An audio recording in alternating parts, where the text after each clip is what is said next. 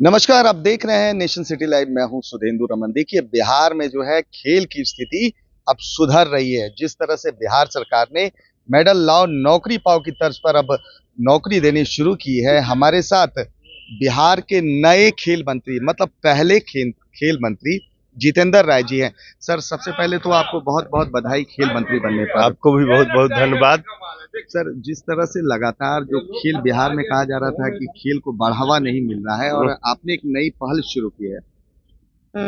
हाँ, हम लोग प्रयास किए हैं कि आगे चल के जो खेल का कार्यक्रम है और खेल जगत में बिहार को जाना जाए, क्योंकि हम लोगों ने देखा है कि कई ऐसे देश हैं जिनकी कोई अपनी विशेषता नहीं है, लेकिन खेल के बदौलत आज पूरा विश्व उसको जान रहा है।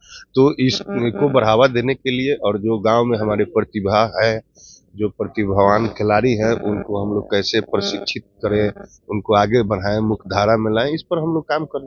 सर, लगातार इंफ्रास्ट्रक्चर की बात होती रही है कि जो मूलभूत सुविधाएं हैं, इंफ्रास्ट्रक्चर होगा तभी खिलाड़ी आगे बढ़ेंगे।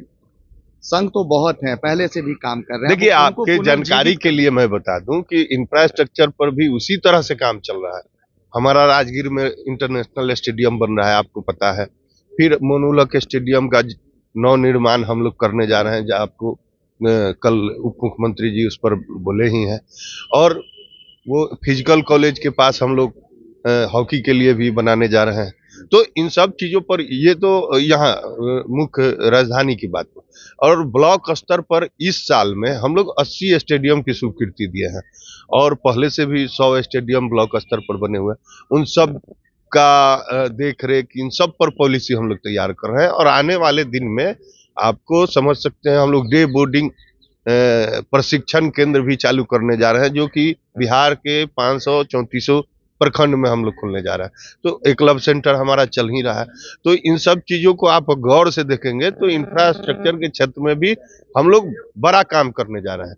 अब चूंकि कुछ लोग को आदत है कि निगेटिव सोचने का, तो उसका तो कोई वो नहीं। बिहार सरकार जिस तरह से मेडल लाओ नौकरी पाओ दे रही, तो मतलब किस स्तर पर देखिए, आपके जानकारी केवल मेडल और नौकरी पाओ नहीं, हम लोग अगले साल एक और बहुत अच्छा योजना शुरू किए थे कि जो स्कूली गेम के बच्चे हैं उनको नगद पुरस्कार देना।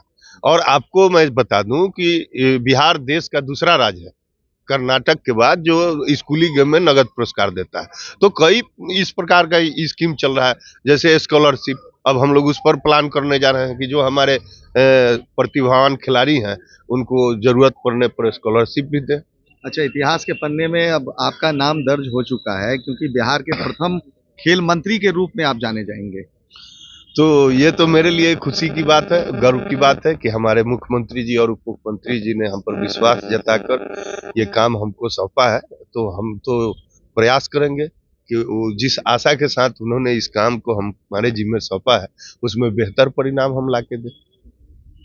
देखिए, ये थे बिहार के नए खेल मंत्री जितेंद्र राय जी, जिन्होंने साफ तौर पर कह दिया है कि बिहार सरकार ने अब युवाओं को आगे लाने का जो प्रयास किया है वो सफल होता हुआ नजर आ रहा है। जिस तरह से लगातार जो खिलाड़ियों को मेडल लाओ नौकरी पाओ की तर्ज पर नौकरी दी जा रही है, वहीं इंफ्रास्ट्रक्चर की बात की जाए तो राजगीर में इंटरनेशनल स्टेडियम बनाया जा रहा है। वहीं पटना के मोइनुल हक की बात की जाए तो यहाँ का जो स्टेडियम है उसका कायाकल्प होने वाला है। वो अंतर्राष्ट्रीय मानकों पर अब खड़ा होगा, जिसमें रेस्टोरेंट से लेके 5 सितारा होटल भी बनाया जाएगा। फिलहाल जिस तरह से बिहार सरकार की जो नई पहल चल रही है, आगे आने वाले खिलाड़ियों को काफी फायदा होने वाला है।